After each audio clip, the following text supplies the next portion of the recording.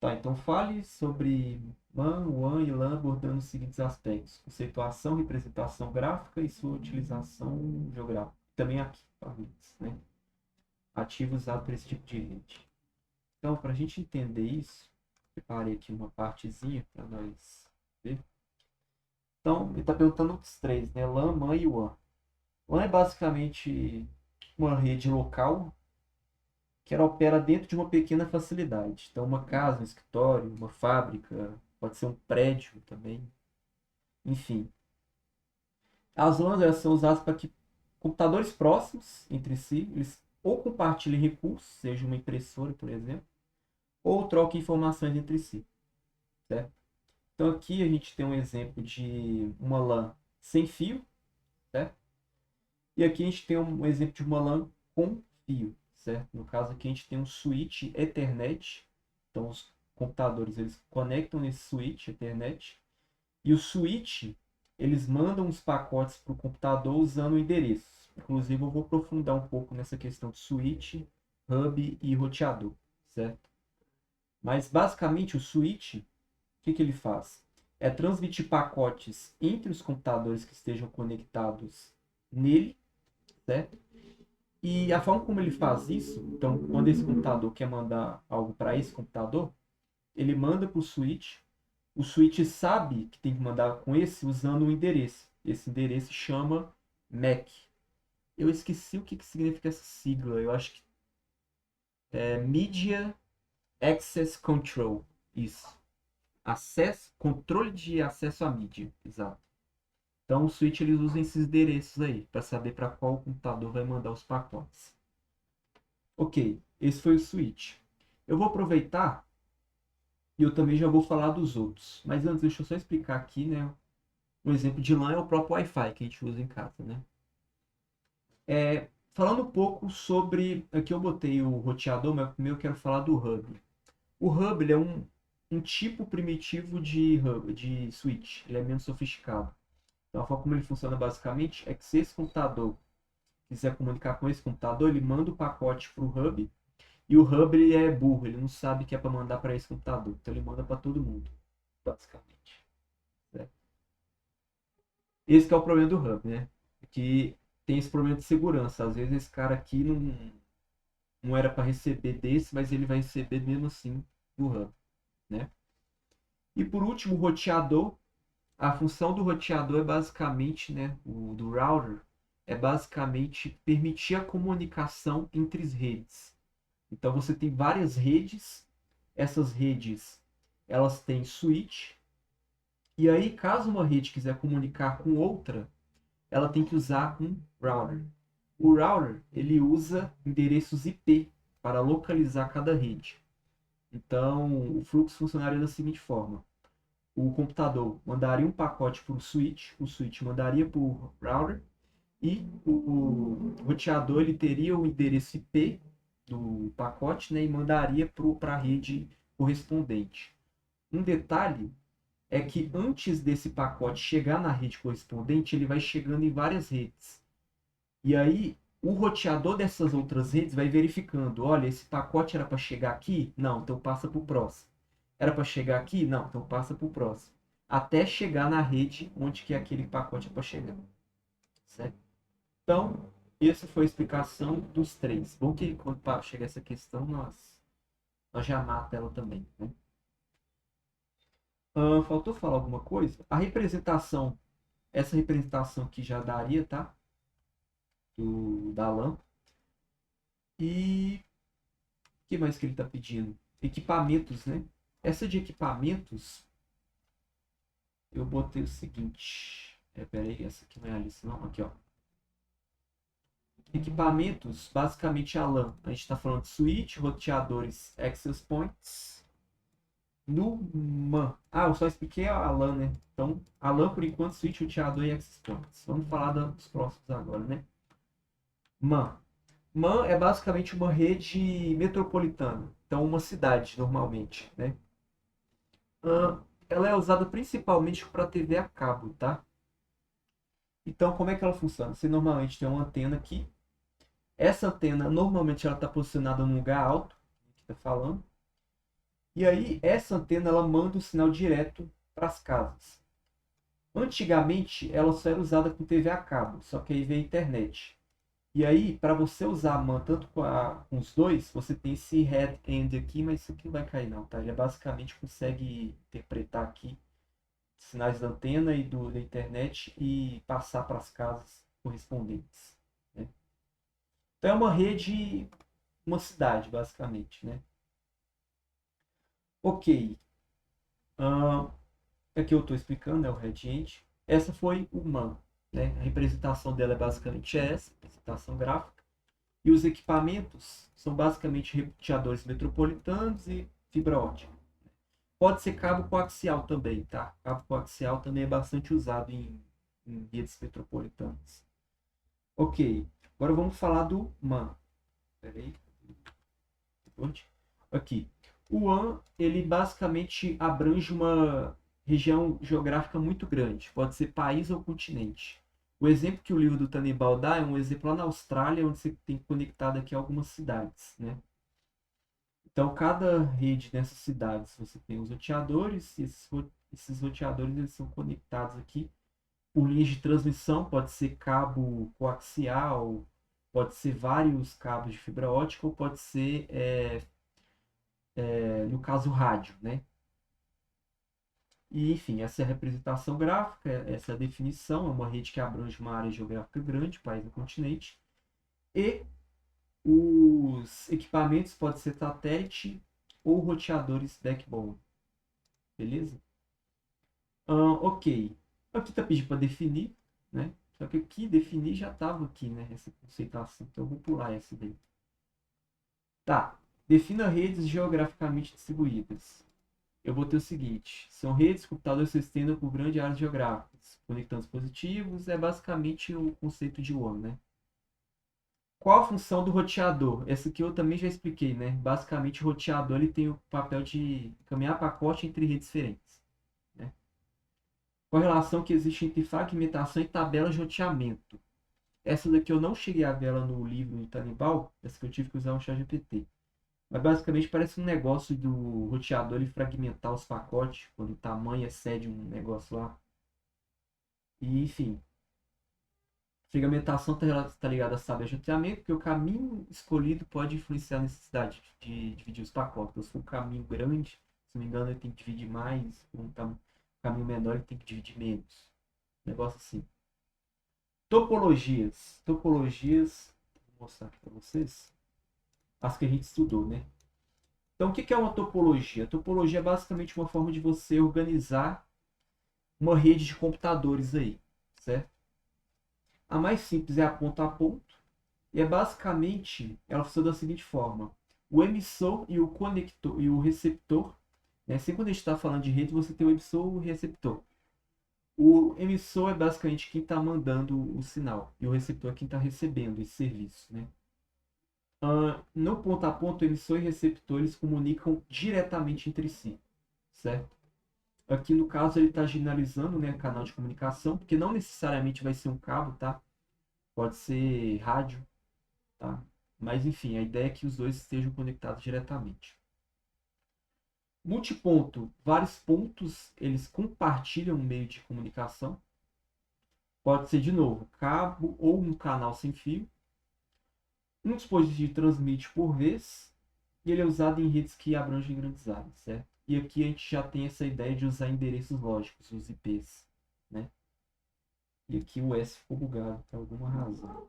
Depois eu conserto isso aqui, né? Esse.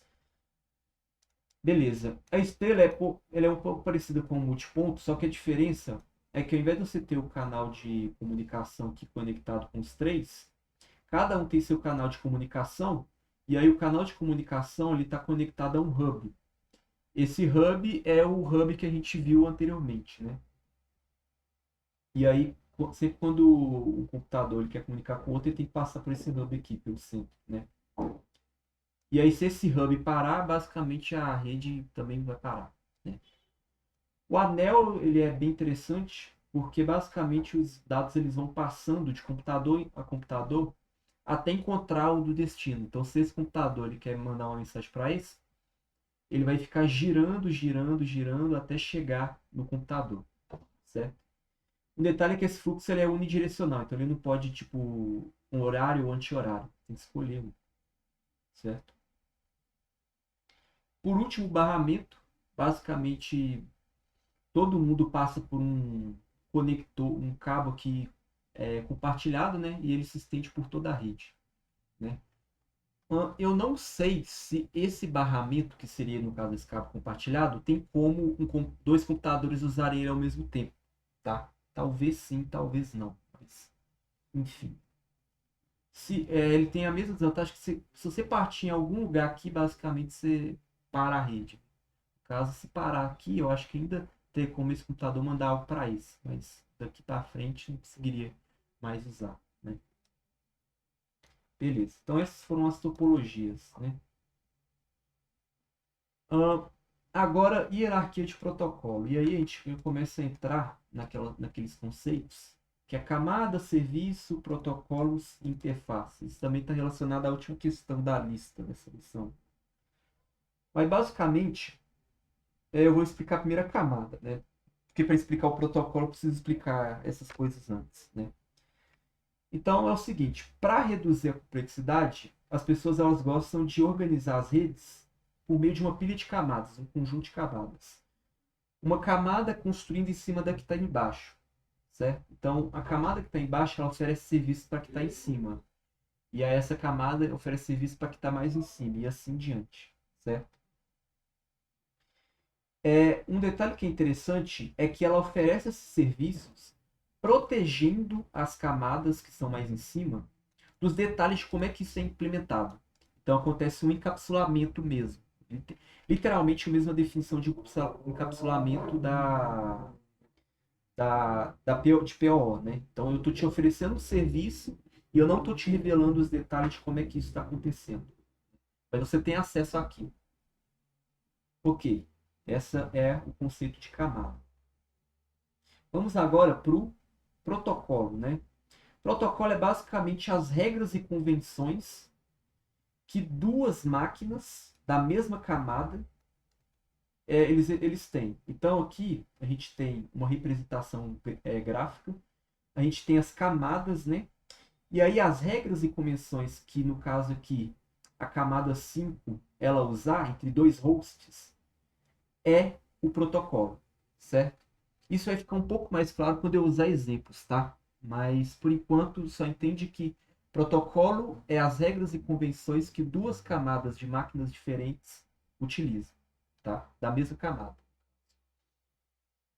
Interface é basicamente o conjunto, os serviços, né? O conjunto de serviços que uma camada ela oferece para a camada mais abaixo, né? No caso, o contrário, a camada mais abaixo oferece para a camada mais acima, tá? Indo para aquela pergunta, então, né, finalmente, ele perguntou qual que é a necessidade de você dividir a rede em hierarquia de protocolo, né? Ou seja, organizar dessa forma aqui. Basicamente, a ideia de você fazer isso é para reduzir complexidade, né? Deixa eu ver como é que ficou a minha resposta. Organiza a comunicação em camadas, simplificando o desenvolvimento. Então, diminuir a complexidade e também padronizando a transmissão de dados. Ok. Deixa eu só terminar um pouco a definição de cada um, né? Serviços. Os serviços, basicamente, né, a gente referenciou eles aqui antes, mas ele é um conjunto de operações primitivas que uma camada ela utiliza para comunicar com a outra, certo? Então, eu escrevi assim, ó, um serviço é formalmente especificado como um conjunto de operações primitivas disponível para o processo de usuário acessar o serviço. E aqui, como exemplo, a gente tem um cliente comunicando com um servidor, certo? Então, funciona da seguinte forma.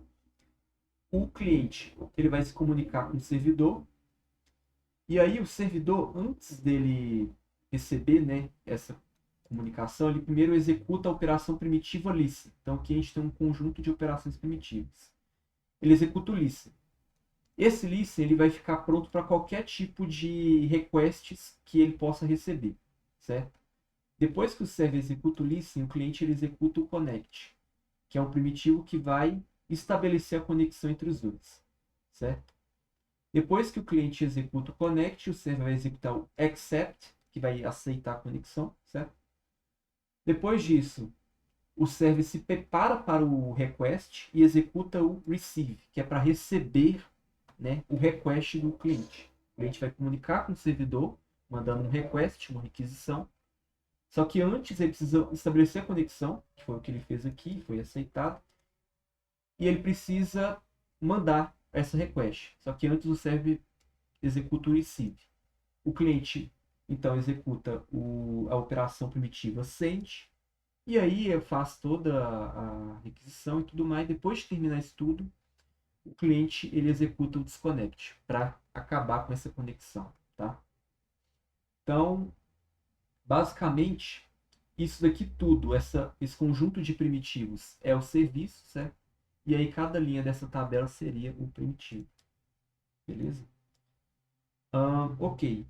Perceba que a nossa forma aqui de comunicar entre o cliente e o serviço, ela foi feita dessa maneira aqui, usando esses passos específicos.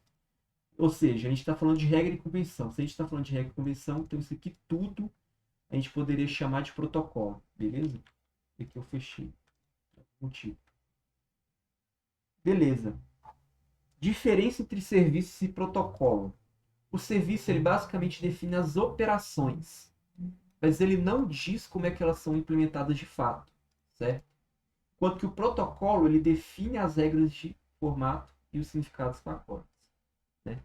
Para a gente entender isso um pouco mais, o livro do Tannenbaum oferece uma analogia que eu acho que é bem útil. Vamos supor o seguinte: você tem dois filósofos aqui e esses filósofos eles querem comunicar entre si. Só que tem um problema. Esses dois filósofos eles falam duas línguas diferentes. Esse filósofo A ele fala inglês e esse filósofo B ele fala francês, certo? E aí eles estão em duas localizações diferentes. Então o que eles vão fazer? Eles vão fazer o seguinte: eles vão passar a mensagem que eles querem passar um para o outro para um tradutor. Esse tradutor ele vai traduzir essa mensagem do filósofo para uma linguagem. E essa linguagem pode ser qualquer uma, desde que os dois tradutores eles saibam aquela linguagem, eles concordam entre essa linguagem. Então, no caso aqui, tanto o tradutor do filósofo A quanto o tradutor do filósofo B, eles concordaram em traduzir a mensagem do filósofo para o holandês. Então, a gente poderia dizer que esse seria o protocolo entre os tradutores, né? Os tradutores vão passar para uma secretária, certo? Essa secretária vai passar para outra secretária por meio do fax. E aí, de novo, a gente está falando de regras e convenções entre mesma camada. O que é isso? Protocolo. E aí a secretária vai passar a mensagem em holandês para o tradutor e o tradutor vai traduzir do holandês para a linguagem do filósofo. Certo? Então, vamos entender aqui. Isso daqui seriam as camadas, né? Esses níveis aqui seriam as camadas. Você tem a camada dos filósofos, a camada dos tradutores e as camadas das secretárias. As regras e convenções entre as partes das camadas seriam os protocolos, certo? Toda essa organização a gente chamaria de arquitetura de rede. Faltou escrever aqui, né? Arquitetura de rede, certo? Então toda essa organização seria arquitetura de rede, certo? E a interface é basicamente a forma como uma camada vai passar o serviço para a camada mais acima. No caso aqui está a representação de baixo, né? Mas, enfim, para a camada da frente, né? Enfim, essa é a analogia que o livro deu aí, né? Uma coisa interessante é que a gente pode trocar protocolos. Então, os tradutores aqui, por exemplo, em vez de usar holandês, eles poderiam usar alemão, por exemplo.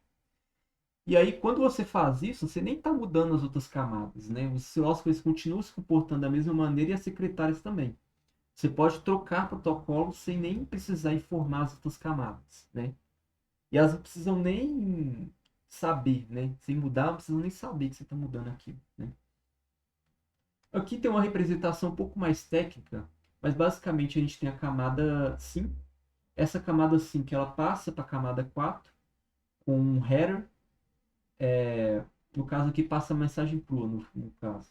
A camada 4 ela bota um header, que é uma informação a respeito daquela mensagem. A camada 4 ela divide em duas partes, dois pacotes, passa para a camada 3. A camada 3 também vai botar header na mensagem, vai passar para a camada 2, a camada 2 também vai botar header.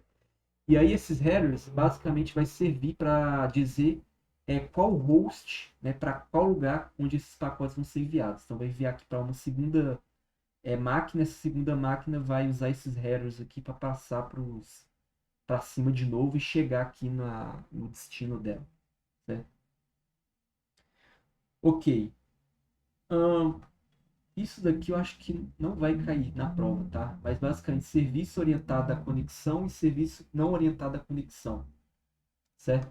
Serviço orientado à conexão é basicamente serviço, e quando eu estou falando de serviço, eu estou falando desse serviço aqui, tá? Que a gente estava falando, que é conjunto de operações primitivas. E esse serviço orientado à conexão, ele primeiro estabelece uma conexão, usa ela e então libera. Então é uma conexão direta entre duas partes aí, tá? Ele é mais lento, porém os pacotes eles sempre chegam numa ordem, eles sempre chegam e tem toda uma questão de correção de erros, enfim. Um exemplo seria um exemplo que a gente já viu, que no caso aqui seria essa conexão entre o cliente e o server, né? Então eles estabelecem uma conexão, usam ela e depois desconectam, certo? Então seria um serviço orientado à conexão. Um serviço não orientado à conexão, também chamado de orientado a datagrama, você não tem uma conexão direta entre as duas partes. No caso, a mensagem ela passa por nós intermediários. Tá? Ele é mais rápido, porém não tem essa questão de tipo garantir que os pacotes eles sempre vão chegar ou que eles vão chegar em ordem. Eles podem ou chegar fora de ordem ou serem perdidos completamente. Tá? E aí você deve estar se perguntando, quando é que a gente vai usar um, quando é que a gente vai usar outro? Esse daqui é muito bom quando você quer que a mensagem ela chegue intacta, certo? Enquanto que esse daqui, você quer usar ele quando a informação chegar intacta não é tão importante, porém a latência é. Você vai fazer uma chamada de vídeo, por exemplo. Você não se importa se algum pixel da chamada aparecer meio errado, a imagem aparecer um pouco borrada, contanto que não tenha delay.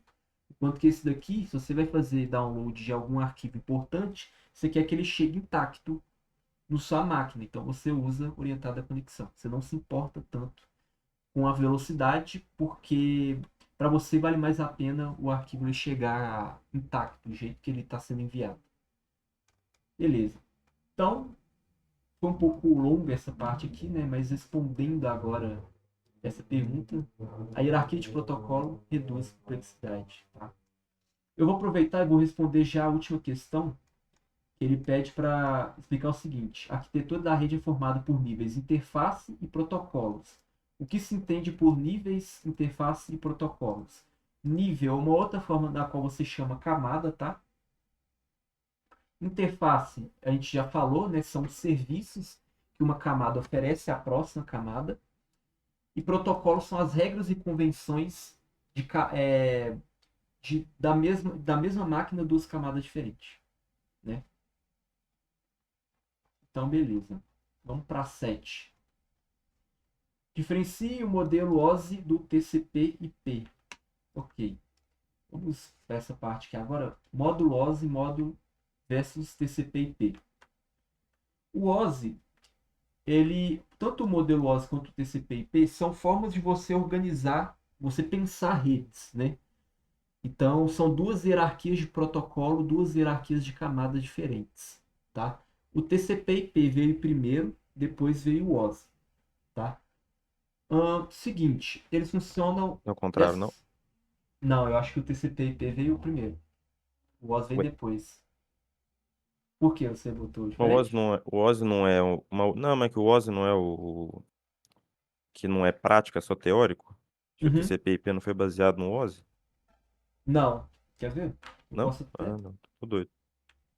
Tanto que lá no livro do Tanibal, ele fala o seguinte, ó. Cadê? Não, pera. Desvantagens do modelo OSI. Ele fala o seguinte, ó. O timing do modelo OS foi muito ruim, porque quando o modelo OS lançou, o TCP/IP já tinha estourado. Então eu acho que o TCP veio primeiro. Ah, tá. Confundindo. Por isso que o OS ele não. E esse foi um dos motivos pelo qual o OS ele não é muito usado na prática, tá? Porque é por causa disso. Porque o timing dele foi muito ruim. O TCP/IP já estava em pleno uso já, tá? Certo. Como é que funciona a organização de cada um? O modelo OSI tem essas 7 camadas aqui, ó. Física, enlace, rede, transporte, sessão, apresentação, aplicação. Enquanto que o TCP/IP ele só tem 4. Então, algumas camadas do modelo OSI elas estão embutidas em menos camadas do modelo TCP.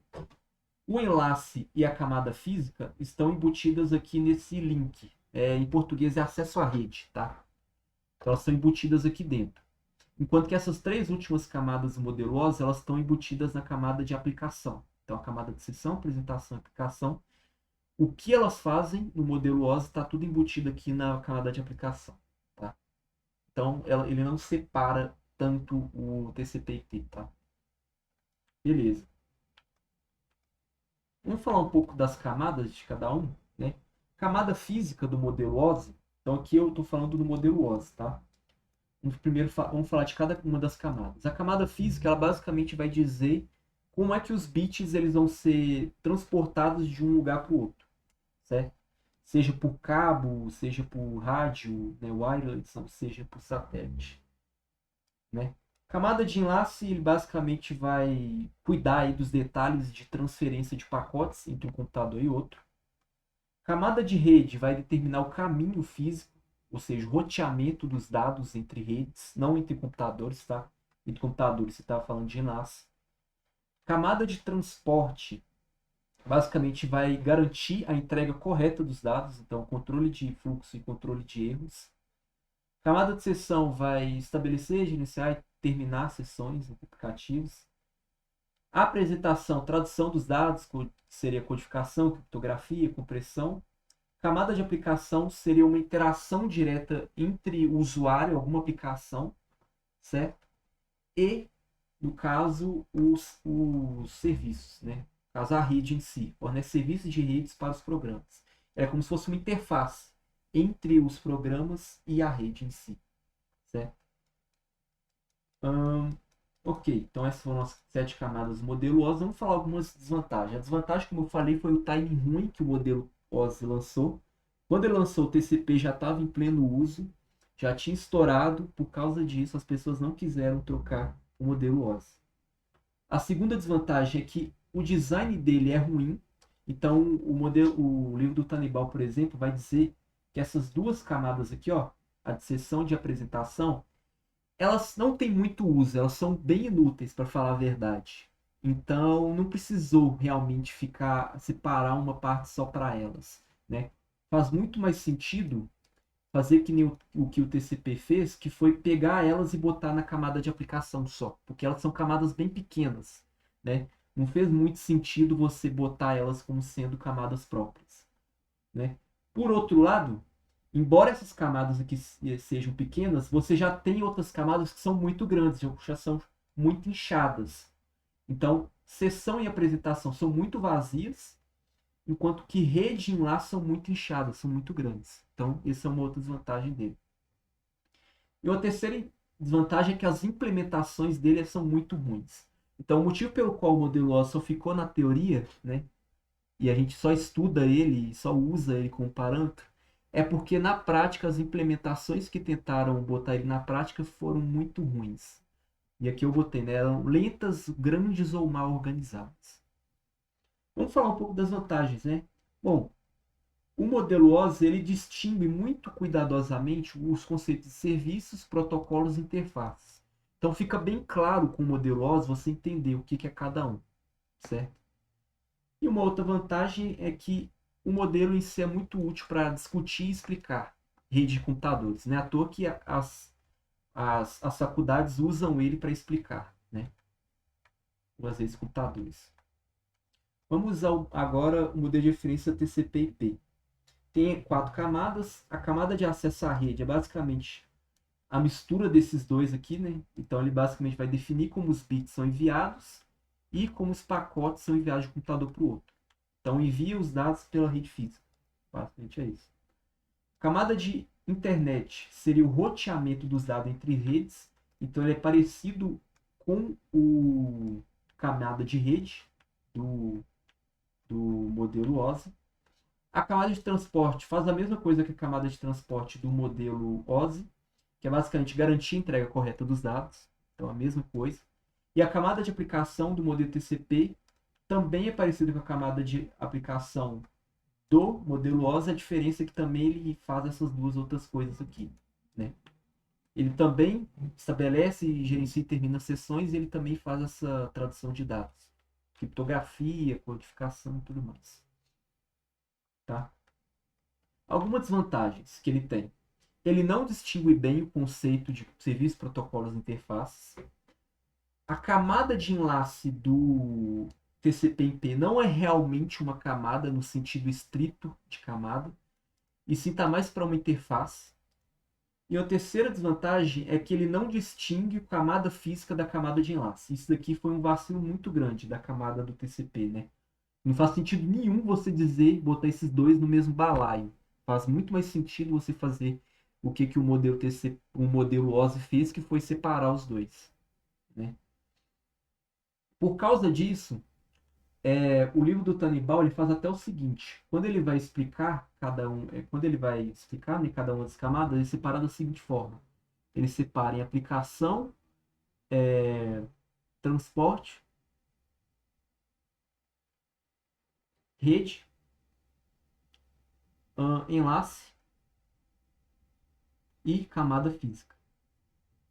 Então, o modelo do o livro do Tannenbaum ele escolhe até usar um modelo de referência híbrido entre os dois, né? Onde você não tem apresentação e sessão, que são duas camadas bem vazias, não faz sentido você separar elas.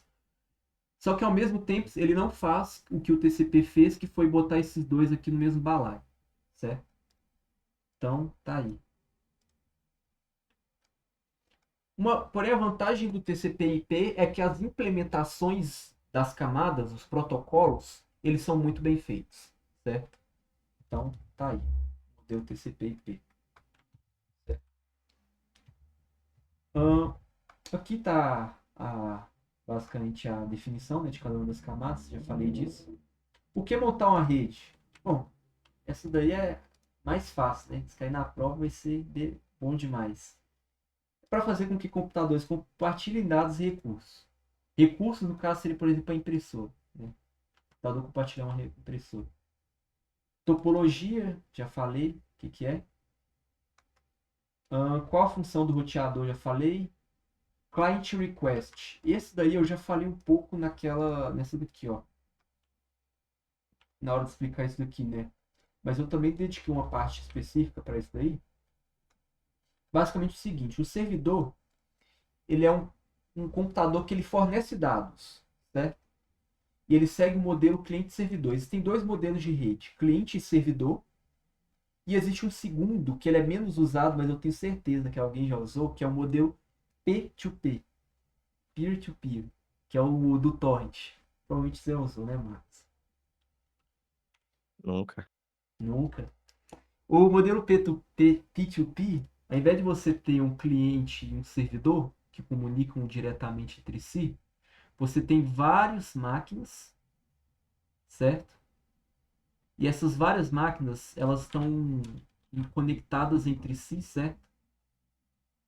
E aí, quando você vai baixar algum torrent, por exemplo, ao invés de você pegar isso tudo de um computador só, você pega um pedaço de cada um desses computadores da rede, né? Então é assim que o P2P funciona, certo? Mas enfim, a gente está vendo aqui o servidor. Então seria isso daqui. O servidor é o emissor da rede e ele realiza quase todo o processamento. E aí o servidor ele usa um sistema operacional que chama NOS, que significa Network Operating System, certo? Aqui tem uma representação, dois clientes comunicando com o servidor, certo? Entre eles aqui você tem a rede, certo? E aqui você tem o conceito de request e response, que é a forma como os clientes comunicam com os servidores. Então, o cliente manda um request para o servidor e esse servidor responde com um reply, que também pode ser chamado de response. Beleza? Então, já respondi cliente request, já respondi esse nós aqui, né? Network Operating System, e já respondi servidor. Topologia de novo, velho. Que isso. O que levou ao surgimento das redes de computadores? Basicamente foi falta de computador, né? Hoje em dia o computador é muito acessível, né? Antigamente não era tanto. Então, você tinha poucos computadores, como você tinha poucos, você precisava de ter mais redes, né? Você fazer com que eles comunicassem mais entre si. Então, houve essa necessidade de compartilhar. Em que se baseia um protocolo que utiliza retransmissão seletiva. Retransmissão seletiva é basicamente a ideia de você retransmitir pacotes que foram perdidos. Lembra quando a gente estava falando de conexão orientada a serviço orientado à conexão, aliás? Que é basicamente quando você tem lá o envio de pacotes, né? Esses pacotes, eles sempre chegam, porém eles podem chegar fora de ordem, né? E caso os pacotes perderem, né? O que vai acontecer é exatamente essa retransmissão seletiva. Ele vai mandar os que estão que se perderam, né? Ele pode mandar também reiniciar e mandar todos os pacotes de uma vez. Porém, essa retransmissão seletiva ela manda apenas os que se perderam, né? Então, o protocolo que utiliza a retransmissão seletiva é aquela ideia de você mandar apenas os que foram perdidos ou corrompidos, ao invés de mandar toda a sequência, né? Explica a relação entre controle de erros e controle de fluxos, com um serviço orientado à conexão. Esse aqui eu já meio que expliquei, tá? Mas o controle de fluxo é basicamente você impedir a sobrecarga, certo? Garantir que ele receba dado do ritmo aguentado, enquanto que o controle de erro seria esse negócio de os pacotes chegarem corretamente, evitando dados corrompidos. Cite duas razões para usar protocolos de camada. Primeira razão é aquela questão da modularidade. Então, você pode ficar mudando uma protocolo se você quiser e você não vai estar afetando as outras camadas, né? E a segunda razão é padronização. Então, você consegue fazer mesmo sistemas operacionais diferentes, Windows, Linux, usando os mesmos protocolos aí facilita a vida. Questão da padronização. Faça uma análise do modelo OSI, TCP sobre os seguintes aspectos. Padronização. O OSI ele foi criado para isso, certo? Quanto que o TCP ele foi ter uma estrutura mais usada na prática, né? Ele é menos formal que o OSI. Camadas, OS7 e o TCP/4, já falei sobre isso. Funcionalidade, também expliquei a respeito disso, né? Essa aqui também já expliquei, é o conceito de nível, interface, protocolo. Beleza, essa foi a primeira lista. Tem alguma coisa que eu esqueci de explicar? Eu acho que não. Eu acho que depois daqui a gente já começa a falar de camada física, né? Exato. Então, para a segunda lista, e a gente vai começar a falar um pouco da camada física, né? Aqui já começa falando de cabos. Eu vou fazer o seguinte, eu já vou explicar tudo de cabo de uma vez, e aí a gente já adianta um monte de questão, né? Então, como vocês podem ter visto anteriormente, camada física, a gente basicamente está falando na maneira como os dados eles vão ser alocados, os bits, né, vão ser alocados de um computador para o outro, certo? Existem três formas principais disso acontecer. No caso, cabo, ondas eletromagnéticas, também chamada de wireless, e uma terceira que é chamada de satélite, tá? Vamos falar primeiro dos cabos. A gente estudou três cabos principais. Vamos falar primeiro do cabo par traçado. O cabo par traçado ele funciona da seguinte forma. Você tem dois cabos de cobre que são isolados, certo? Então eles têm em cima deles aqui uma camada protetiva de plástico, certo? E esses dois cabos de cobre eles são traçados entre si. E a pergunta é por que eles sempre são traçados? Por que eles sempre têm essa forma de hélice, né? Nenhum DNA, nenhuma uma trança, né? E a resposta é para evitar interferência eletromagnética. Então, se os cabos eles estivessem retos, paralelos entre si, isso faria com que um interferisse no outro, certo? Enquanto que quando eles são traçados, eles evitam essa interferência eletromagnética. Eu não vou entrar em muitos detalhes, que se envolve uma física pesada aí, mas enfim. Só de você botar isso já estaria certo, tá? E detalhe, no cabo par traçado, o sinal ele é sempre passado, normalmente, na verdade. Sempre é foda, mas normalmente ele é passado com uma diferença de voltagem entre os dois cabos. Então aqui no caso a gente tem os dois cabos. O sinal ele passaria por ele como sendo a diferença de voltagem, ao invés de ser a voltagem absoluta. E a pergunta é por quê? Por que é passado com uma diferença de voltagem? E a resposta é a seguinte: porque caso aconteça alguma interferência no cabo par traçado, essa interferência, o que seria a interferência? Seria algo que muda a voltagem desse cabo, algo que afeta a voltagem dele, certo? Então é o seguinte, caso aconteça alguma interferência, essa interferência vai afetar os dois cabos entrelaçados da mesma maneira, ou seja, vai aumentar ou diminuir a voltagem na mesma quantidade. Isso é bom, isso não vai afetar a diferença, porque se você aumentar a voltagem ou diminuir a voltagem no mesmo nível para os dois cabos, a diferença ela não muda. Enquanto que se você usasse a voltagem absoluta de um cabo, a interferência ela trocaria o sinal completamente, certo? Então essa é a razão pela qual o sinal é normalmente passado com uma diferença de voltagem, certo? Ok, agora continuando nos cabos traçados, né, eles podem ser usados para transmitir informação digital analógica. A largura de banda ela é média para boa, então ela é de centenas de megabits por segundo, mas existem cabos aí par traçados que podem chegar até 10 gigabits por segundo, tá? E vantagens, custo baixo e ele é altamente disponível, né? Então ele é bem acessível aí, tá? Um exemplo de cabo par traçado seria o cabo Ethernet, certo? O cabo com certeza aí nós já usamos em algum momento da nossa vida. Uma outra coisa que eu esqueci de falar, na verdade eu vou falar mais para frente, tá? Mas o cabo par traçado, a distância dele, o alcance dele é bem pequeno, tá? Você não consegue fazer com que ele consiga transmitir informação em distâncias muito grandes, não, tá? Não é à toa que ele é usado apenas não, mas principalmente em LANs, tá? Seriam redes locais, que são distâncias pequenas, né?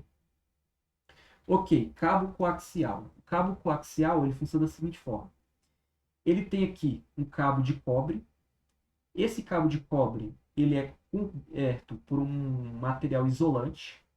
Esse material isolante ele é coberto por uma malha de cobre. No caso aqui está dizendo condutor, acho que não precisa ser cobre necessariamente, né? E aí essa malha de condutor ela é coberta por outro material isolante, no caso aqui plástico. Então, como vocês podem ver, o cabo coaxial ele tem bastante camadas, né? Isso faz com que ele tenha uma melhor proteção, certo? Uma melhor distância, o que eu não. Ah, que eu falei sim. Ele consegue abranger distâncias maiores do que a distância para traçados e largura de banda dele é maior. Eu estou falando largura de banda aqui, entendo como velocidade, tá? Quantidade de bits que o cabo consegue mandar por segundo, beleza? A composição dele eu já expliquei aqui, né? Você tem cabo, depois material isolante, depois condutor de novo, depois isolante, né? E uma outra vantagem dele é que ele tem uma boa imunidade contra transferência. Contra transferência não, contra nossa, eu até esqueci a palavra. Interferência. Eu reescrevi isso aqui. Transferência é osso. Contra interferência. Beleza. Um exemplo é o cabo da televisão a cabo. Então, provavelmente já deve ter visto esse cabo aqui em algum lugar, né? Isso daqui é um cabo coaxial, certo? Existem dois tipos de cabos coaxial. 50 ohms. Isso aqui se pronuncia assim, tá? Ohm. Então, 50 ohm. Esse cabo, ele é um cabo que ele é chamado de cabo de banda básica. Ele permite que apenas uma ou dois sinais passem por ele no máximo, certo? E aí você tem o cabo 75 ohms, que eles são cabos de banda larga, que eles permitem multiplexação, ou seja, vários sinais passando nele ao mesmo tempo, não é só um ou dois, né? Ok.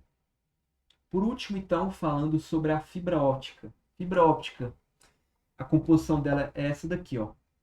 Você tem aqui duas fibras de vidro, certo? Essa fibra de vidro aqui, ela é uma fibra de vidro mais densa, e essa fibra de vidro aqui, ela é uma fibra de vidro menos densa.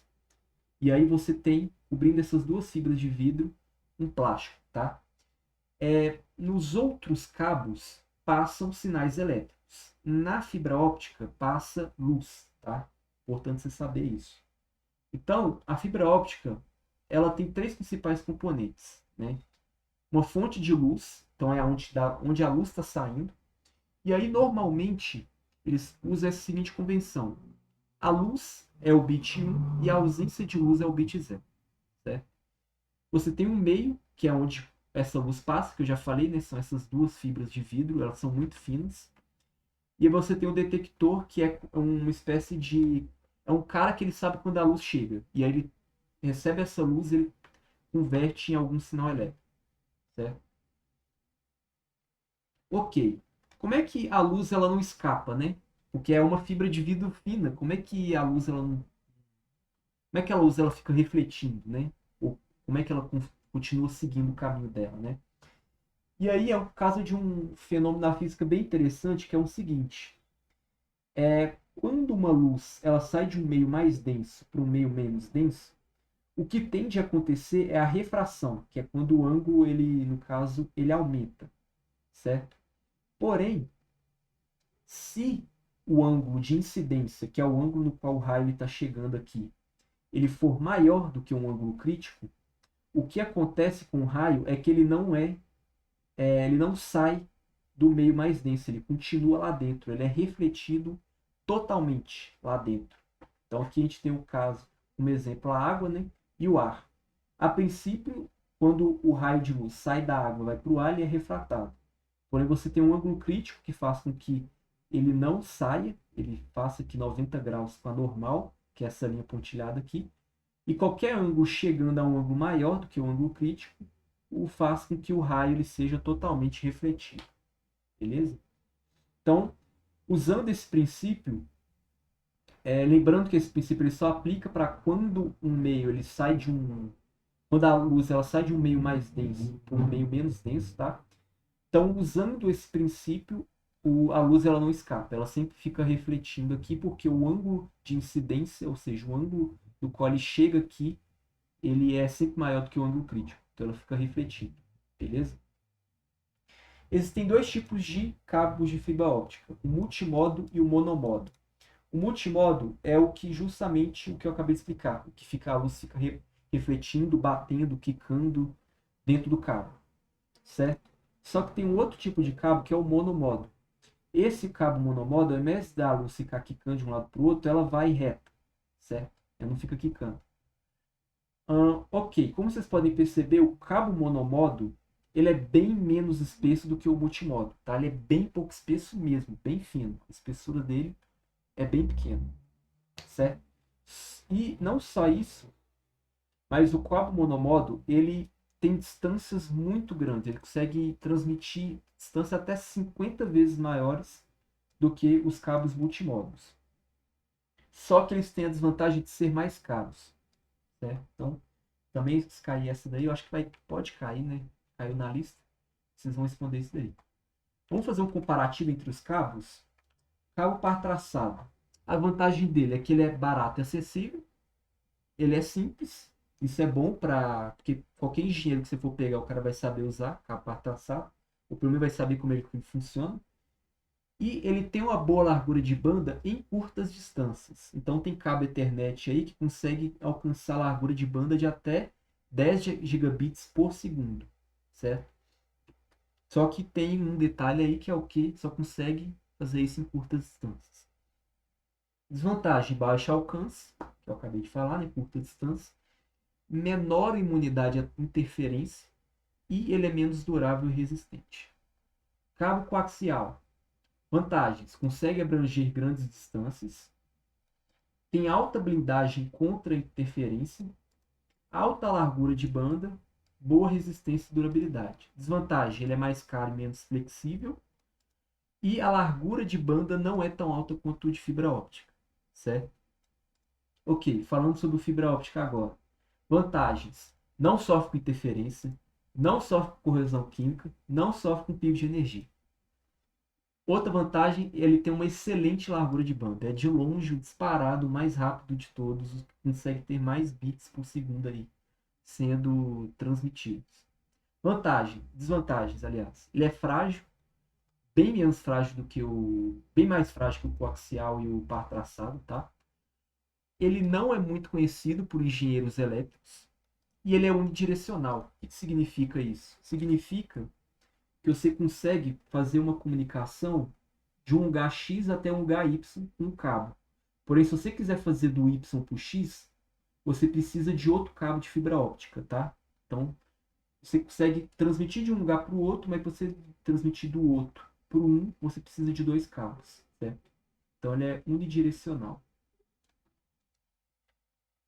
Então, olhando aqui, dá para perceber que o fibra óptica é o melhor de todos, né? Tipo, disparado. Porque ele não sofre nada disso aqui, ele ainda tem a largura de banda melhor, né? Mas é isso. Agora vamos fazer as questões de cabo, né? Que tipo de aplicação tem o cabo coaxial? TV a cabo. Diferencie cabos banda básica de banda larga. Cabos banda básica, você consegue transmitir mais de banda básica, você não consegue transmitir mais de dois sinais. Banda larga, você consegue transmitir mais de dois sinais, né? Isso aqui tem a ver com o que eu tinha falado antes, né? 50 e 75 ohms. Transição via rádio, a gente pode falar depois, próximo assunto. Quais componentes do cabo de fibra óptica? Então você tem dois fibras de vidro, né?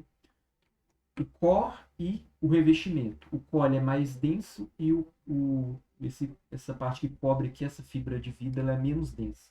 E por último, você tem o plástico. Mais questão de cabo. Essa aqui, multimodo e monomodo, eu já falei, né? Multimodo, você tem o raio refletindo de um lado para o outro, quicando. Ele tem uma espessura maior, não tem a distância tão grande. O monomodo, não cabo, o raio ele não fica batendo de um lado para o outro, a espessura é menor. E a distância é bem maior também, que você mexer.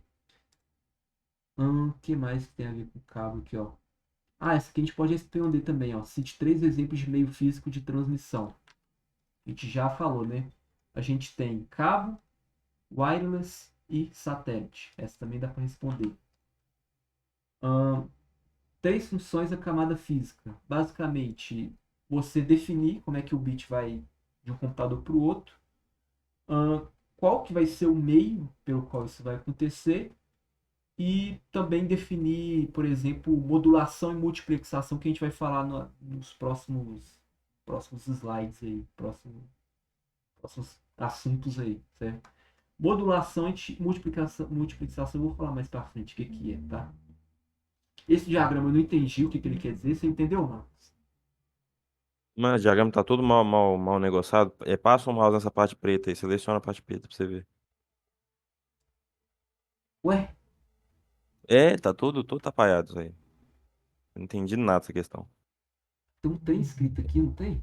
Ah, tem. É meio físico. Meio físico Meio de. físico de alguma coisa. Não dá pra É, eu ver, tá acho. todo errado. Essa acho que não vai cair, não. Essa Tá, espero daqui. que não. Nossa, essa questão aqui é modulação. Essa aqui não. Eu vou lá para frente, então vou explicar como é que funciona isso aqui. Protocolo da camada física.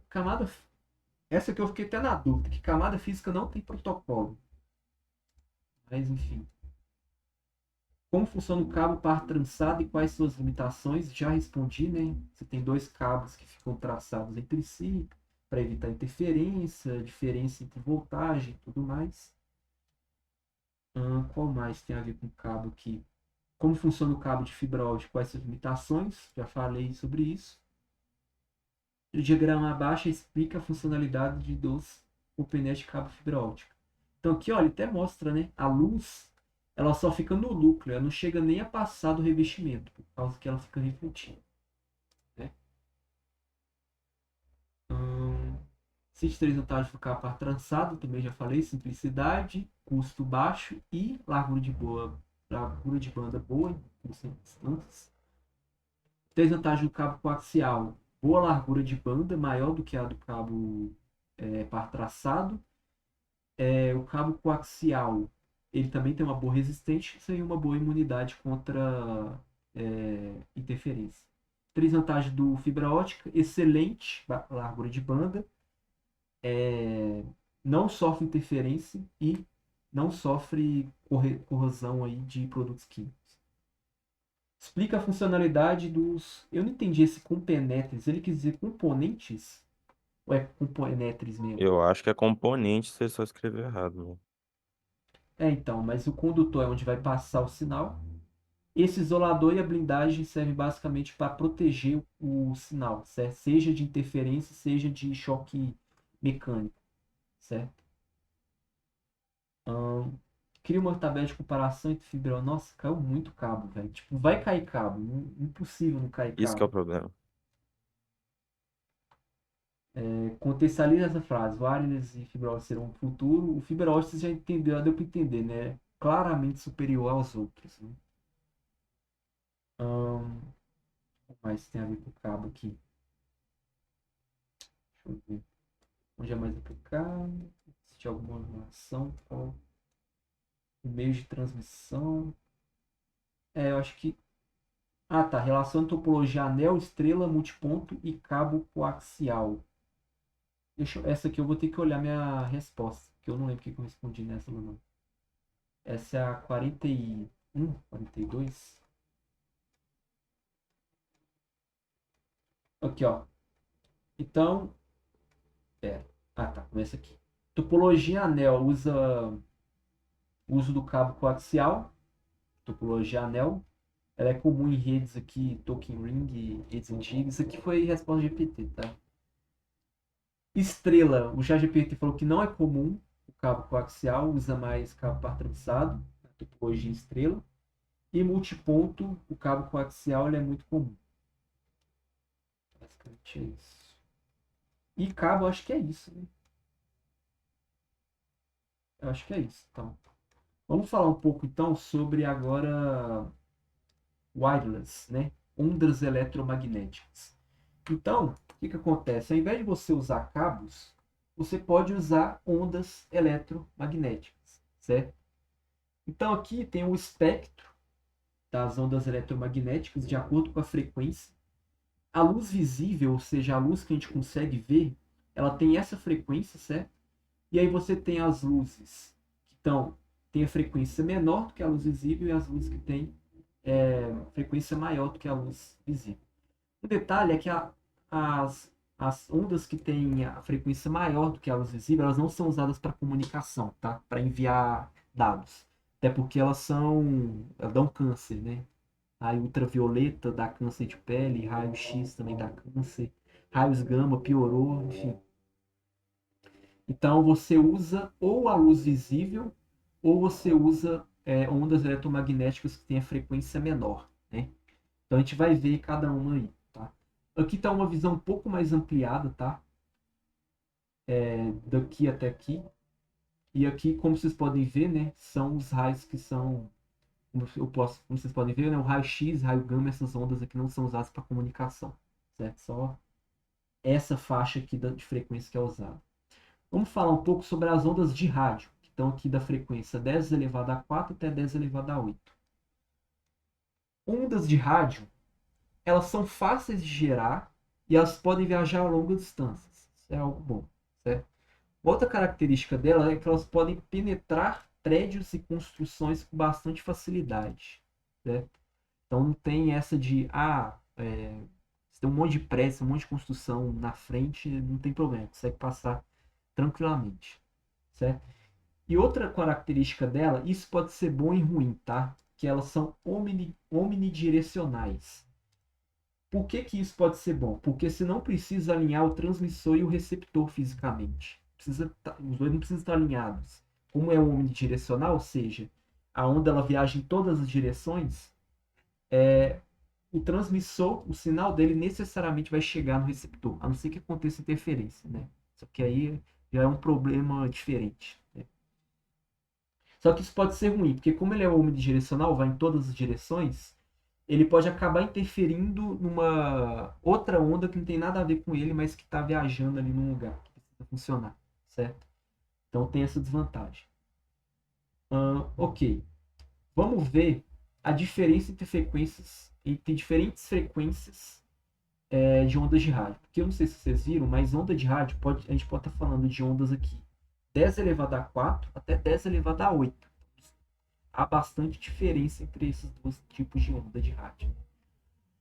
Então, onda de rádio que tem pequenas frequências, que estão mais aqui para a esquerda, né? Mais próximo do 10 a 4, elas passam muito bem por obstáculos, porém a força do sinal ela diminui muito conforme a distância aumenta, certo? Enquanto que ondas de rádio de alta frequência, elas viajam em linha reta, elas quicam quando ela atinge obstáculos, então elas não passam tão bem por prédios e construções, tá? E elas são mais absorvidas por chuva e outros obstáculos. Outra característica é que elas sofrem mais interferência de motores e equipamentos eletrônicos, certo? Então tá aí a diferença entre as duas. Alta frequência você consegue passar largura de banda maior do que pequena frequência, tá? A gente vai ver isso depois no teorema, que diz basicamente que quanto maior a frequência de uma onda, mais dados você consegue passar por ela, certo? É um teorema interessante. Mas enfim, sei lá para frente. Ok, essas foram as ondas de rádio. Vamos falar um pouco agora das ondas micro-ondas, né? As micro-ondas, como vocês podem ver, a frequência dela já é maior do que as ondas de rádio. 10 a 8 até 10 a 11 aqui, eu acho. Curiosidade, você sabe por que chama micro-ondas, Marcos? Não faço ideia. Então, é o seguinte. Provavelmente, não sei se você lembra dessa fórmula aqui do ensino médio, vaca, lama e farinha, mas basicamente ela diz o seguinte. A velocidade de uma onda ela é igual ao comprimento daquela onda vezes a frequência, certo? Só que todas as ondas elas têm a mesma velocidade, que é a velocidade da luz, que é a velocidade da luz, certo? As microondas elas têm uma frequência maior do que as ondas de rádio, só que a velocidade é a mesma. Então, o seguinte, se a frequência é maior e a velocidade é a mesma, o que tem que acontecer com o comprimento de onda para que as microondas tenham a mesma velocidade? O comprimento de onda ele tem que diminuir. Então elas são menores, por isso que chama micro-ondas, certo? Enfim, uma curiosidade inútil aí que não vai cair na prova. Tá. Dá pra Ok. entreter ele. Dá pra entender Entreter o o... professor na prova. Cara, eu acho que tá sabendo mais redes do que o Guilherme, viu? Salve, Kaique. Chegou agora? Cheguei agora, mestre. Eu tô terminando de estudar isso aqui, eu tô na 33 exatamente, tô quase acabando. Uhum. Tá. Então, a partir dessa frequência, você começa a aumentar a frequência, o que começa a acontecer? Elas começam a ficar cada vez menos omnidirecionais e começam a cada vez mais a viajar em linha reta, né? Que nem a gente estava vendo aqui as ondas de rádio e alta frequência. Então, elas são direcionais. Isso implica que o transmissor e o receptor precisam estar alinhados, bem alinhados fisicamente, tá? Ok. Também botei aqui, né, que elas viajam em linha reta. Um outro detalhe é que repetidores são necessários periodicamente. O que é um repetidor? É basicamente o cara que vai receber aquela onda e vai transmitir ele de novo para o próximo repetidor. E aí você vai botando vários repetidores. E ao botar vários repetidores, você consegue expandir a área aí que as ondas elas conseguem viajar, né? Quanto maiores forem as torres, aqui está falando em altura, tá? Mais longe entre si elas podem estar. Tá? Uma outra característica, elas não passam muito bem por construções, tá? Tão bem contra as ondas de rádio, tá? E outra característica é que a partir de frequências acima de 4 GHz a gente tem um problema, que é o que? Absorção pela água, certo? Então, quando está chovendo, o sinal fica ruim. Por que o sinal fica ruim? Por causa dessa absorção da água aí. A água absorve as ondas eletromagnéticas ali, do micro-ondas. Por isso que o 4G fica ruim, né? Então, a partir de 4G, a gente tem esse problema, né? Outra característica aqui é que elas são baratas e muito usadas, né? Então, Wi-Fi, o micro-ondas, o 4G, né? 4G é o quê? 4 GHz, é a frequência do micro-ondas.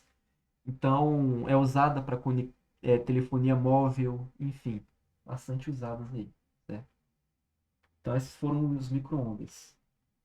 E isso foi o wireless, né? Já dá para responder as perguntas de wireless também. Explica como funciona a transmissão via rádio, já respondi essa. E como funciona a transmissão micro-ondas, também já expliquei. Esse aqui já expliquei. Essa aqui bem mais para frente. Essa aqui é mais para frente também. Qual a vantagem de usar a transmissão micro-ondas? A largura de banda dela é maior, tá? Nem eu falei, quanto maior a frequência da onda, maior a largura de banda, tá? Qual outra vantagem que tem? Deixa eu ver.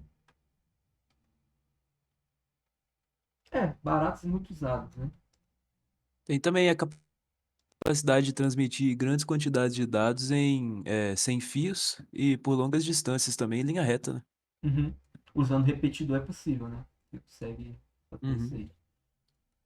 Mas para Hum, locais que o cabeamento é inviável, vale a pena. uhum. Beleza. O que mais tem a ver com... Como funciona o wireless? Já expliquei, né? Ao invés de você usar um cabo, você está usando ondas eletromagnéticas.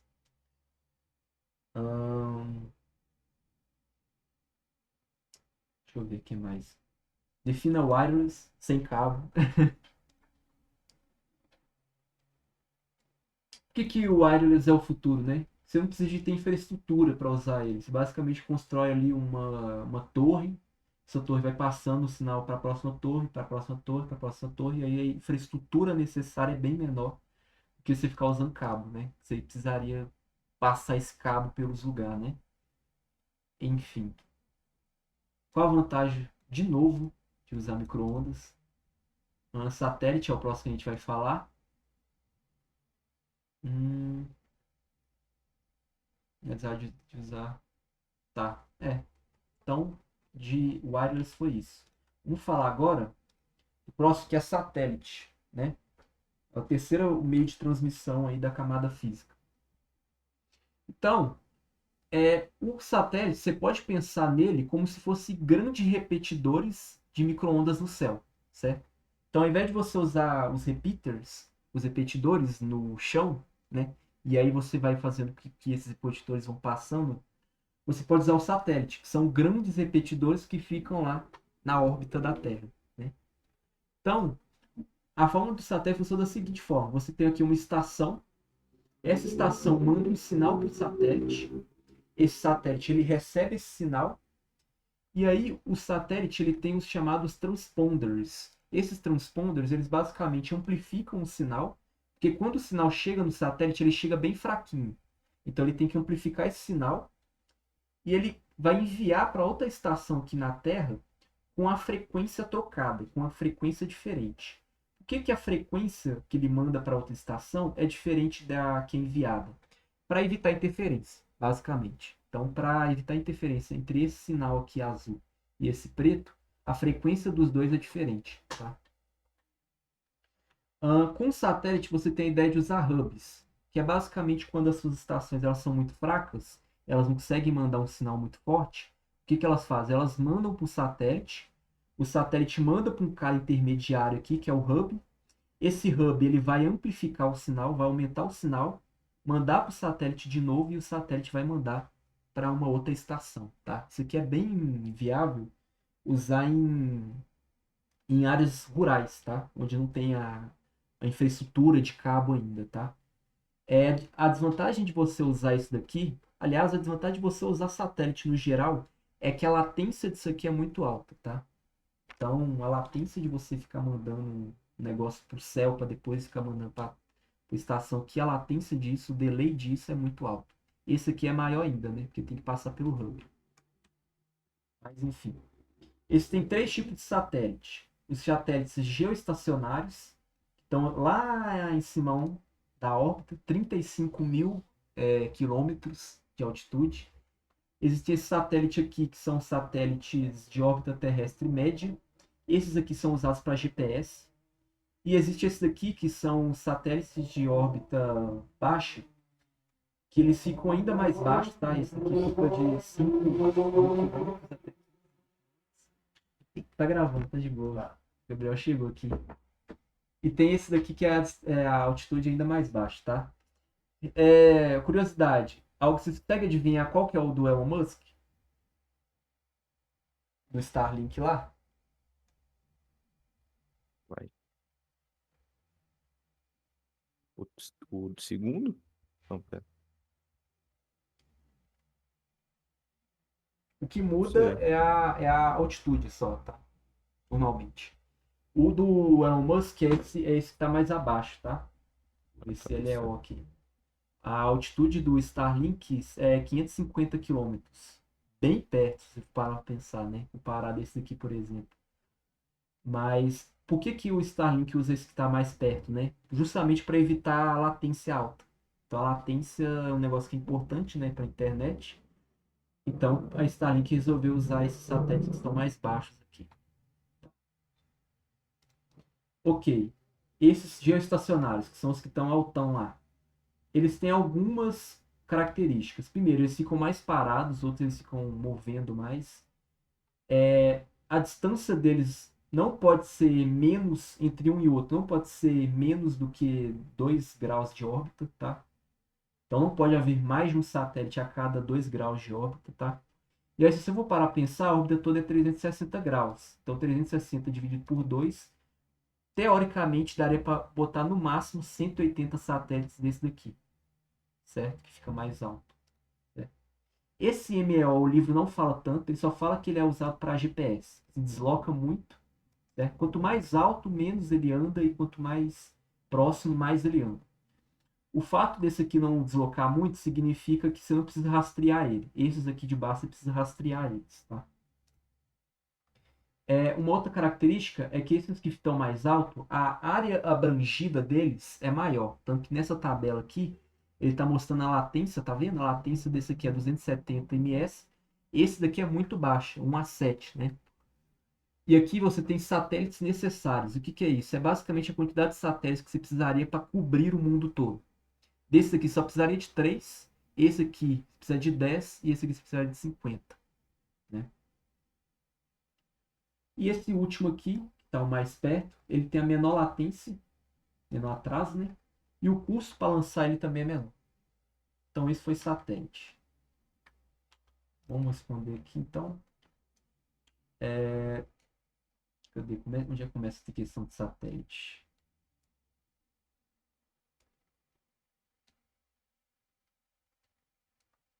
Ué. Aqui, ó. Não, como funciona a transmissão via satélite, já expliquei, né? Essa questão aqui, ó. Questão de mandar aqui, depois mandar com a frequência amplificada. Onde é mais adequado aplicar a transmissão via satélite? Em regiões onde você não tem infraestrutura, lugares remotos, onde não tem cabo, basicamente, né? E não tem nem torre de rádio, no caso também, ou de micro-ondas, enfim.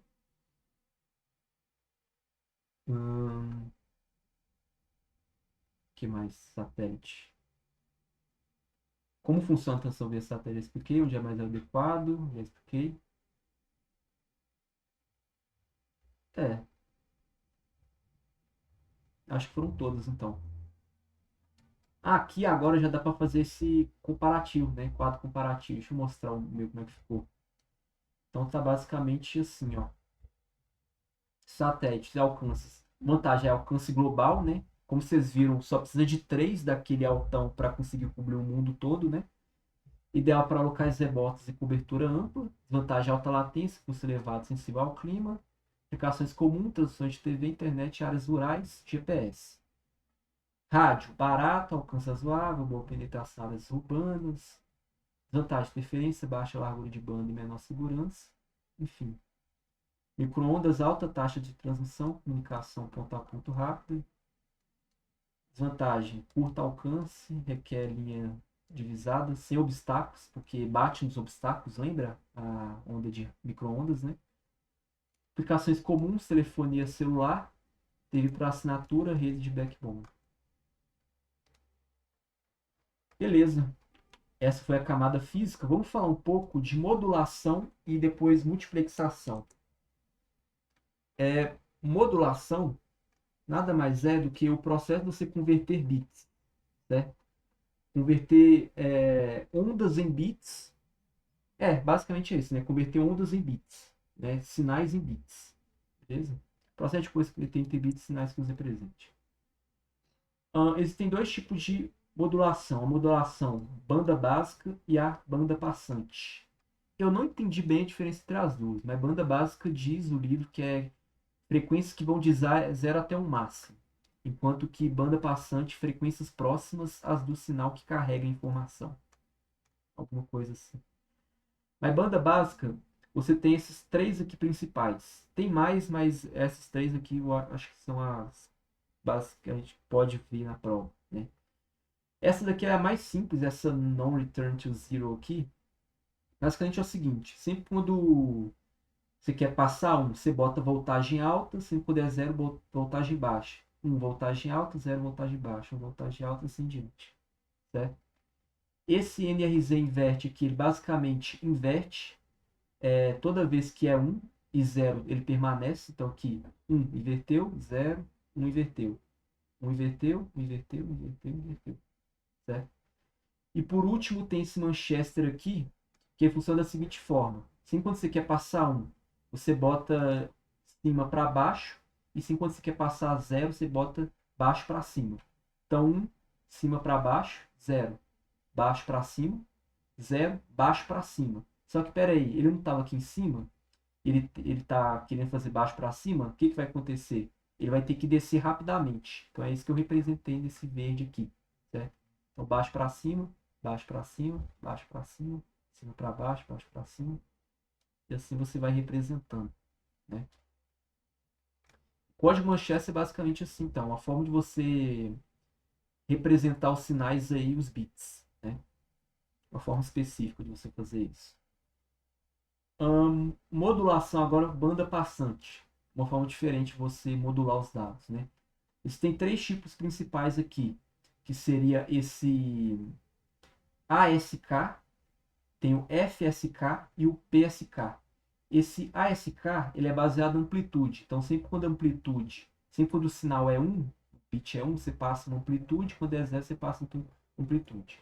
Então, aqui ele botou amplitude 0 quando o bit é 0 e amplitude aleatória aqui quando o sinal é 1. Beleza? Aqui ele muda a frequência. Então, quando é 0, ele usa uma frequência específica, quando é 1, ele usa outra. Quando é 0, ele usa uma frequência, quando é 1, ele usa outra. Certo? E esse daqui ele muda a fase. Esse daqui eu não vou me estender muito explicando, não.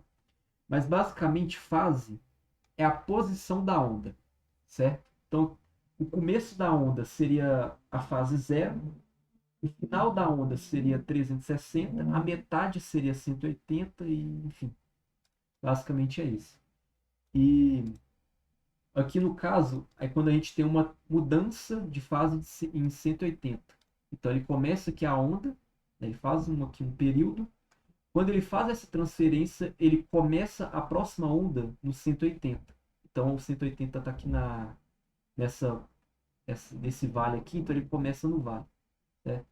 Se fosse 90, seria assim, tá? Teria um período e aí mudando a fase 90 graus, ele começaria aqui no 90 graus, aqui em cima. Certo? Tem um gap ali, como vocês podem ver, teria que completar esse gap aqui, ó, dessa forma aqui. Certo? Basicamente é isso, mudar a fase de uma onda. A gente pode combinar esses dois aqui, ó, de mudar a amplitude e mudar a fase, para fazer com que você consiga aumentar a quantidade de bits por símbolo. Então, como é que funciona isso? Basicamente assim, ó. Então, tá vendo aqui, ó? Quando você vai fazer a amplitude mais alta, você tem esse símbolo aqui, certo? Quando você vai fazer a amplitude mais baixa, você passa esses 4 bits aqui. Então, o que está mudando de cada um dos sinais é a amplitude, certo? E a outra coisa que está mudando é a fase. Então, como vocês podem ver, as linhas estão começando em lugares diferentes, tá? Então, você pode combinar esse negócio de ficar mudando a amplitude e a fase para representar vários bits em um sinal só, certo? Ou seja, você está aumentando o nível, ok? Lembra quando eu falei que quanto maior a frequência de uma onda, mais bits você consegue transmitir? Então, isso é basicamente o teorema de Nyquist. É um cara lá que basicamente inventou essa fórmula aqui. Não vou explicar muito essa fórmula, mas ela basicamente diz que quanto maior for a largura de banda, no caso aqui, largura de banda não está falando daquele negócio de bits por segundo, tá falando da frequência da onda. E aqui eu explico que largura de banda pode estar falando das duas coisas, tá? Quanto maior for a frequência da onda, maior vai poder ser a sua taxa de transmissão de bits, tá? Aqui eu boto um exemplo, que é o seguinte. 1 Hz de largura de banda e 2 níveis. Níveis está se referindo à quantidade de bits que você consegue passar com o sinal. Então aqui no caso seria 4, tá? Um canal com 1 Hz de largura e 2 níveis pode enviar até 2 bits por segundo. Então usando essa conta aqui, certo? Tá, então modulação foi isso. Vamos fazer as questões de modulação? Analise o diagrama abaixo e explique sua funcionalidade. O que está acontecendo aqui, gente, é a modulação de Manchester. Então, sempre quando é zero, ele está indo de cima para baixo, tá vendo? Então, aqui, ó. No caso, Manchester você pode trocar, tá? No caso aqui, quando está indo de cima para baixo é zero e quando está indo de baixo para cima é 1. Mas você pode inverter os dois, tá? Fazer com que de cima para baixo seja 0 e de baixo para cima seja 1. É muito comum você trocar o código Manchester, tá? Mas enfim, cima para baixo aqui é 1, baixo para cima cima para baixo é 0, baixo para cima é 1, cima para baixo é 0, cima para baixo é 0, baixo para cima é 1. Então, é uma modulação Manchester que está acontecendo aqui, certo? Ok. Eu explico o que é código Manchester, a gente já explicou isso. Explique codificação e modulação. Deixa eu mostrar a minha resposta dessa daí. Codificação é o processo de você converter de uma forma apropriada para a transmissão. Modulação é imprimir o sinal digital ou analógico em uma onda portadora. Certo? Esse aqui eu fiquei na dúvida, esse aqui eu tive que perguntar ao GPT. Mas esse cara aqui e o código Manchester, a relação deles é que nas primeiras implementações desse cara aqui, Ethernet, a codificação Manchester foi escolhida. Certo?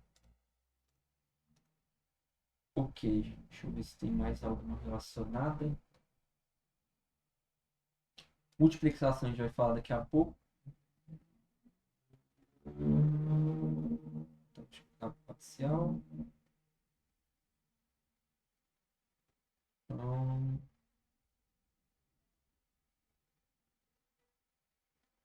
é isso. Modulação é isso. Vamos ver agora multiplexação. Multiplexação é basicamente a técnica de você enviar vários sinais em um mesmo canal físico. Então, cabo, pode ser cabo de rede, fibra óptica ou frequência de rádio. Então, que você tem um mesmo canal, esse mesmo canal você tem vários transmissores e receptores usando eles, esse canal, tá? Existem duas formas principais de multiplexação que a gente está olhando, né? Que é essa daqui, multiplexação por divisão do espectro de frequência, e a outra que é TDM. Essa daqui, ela basicamente vai pegar cada um dos sinais e vai fazer com que eles tenham diferentes frequências e vai usar essa onda aqui, certo? E aí você consegue usar vários canais na mesma frequência de rádio, certo? Então essa é a ideia desse. Enquanto que esse daqui, ele basicamente vai dividir cada um desses caras que querem usar o canal, o tempo. Então, vai ter um slot de tempo aqui que quem vai usar vai ser o 4, depois o 3, depois o 2, depois o 1. E aí vai alternando aí, quem vai usando aí. Então, fazendo as questões de multiplexação, acho que era só uma, né? O que é a multiplexação? É basicamente essa ideia aí. Você usar um canal de comunicação, vários sinais. E é isso, né? Acho que acabou todas as questões e acabou a matéria também. Alguma dúvida Só isso, vocês aí? só. É só isso. Nada em específico, não. Nada específico o quê? Dúvida? É, nada. Kaique tá aí? Sem dúvida, Kaique. Ele tá mutado. Ah, então é isso. Como é que é, mestre? Eu Você tava tem mutado dúvida? na hora. Não, tranquilo. Eu Então é tô isso. terminando aqui a lista também. É que